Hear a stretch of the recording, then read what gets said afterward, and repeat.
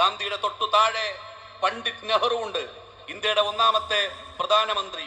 ശാസ്ത്രമറിയുന്ന Gorakhpur IIT നെഹ്റുവിന്റെ സംഭാവനയാണ്.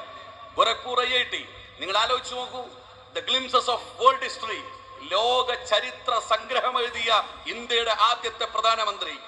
ഇന്ന് ഇന്ത്യയിൽ ജീവിക്കുന്ന, ഇന്ത്യയിൽ കഴിഞ്ഞുപോയ എത്ര പ്രധാനമന്ത്രിമാർ, ഇന്ന് ഇന്ത്യ ഭരിച്ചുകൊണ്ടിരിക്കുന്ന ആളുകൾ, അവർക്ക് എഴുതാൻ സാധിക്കുമോ?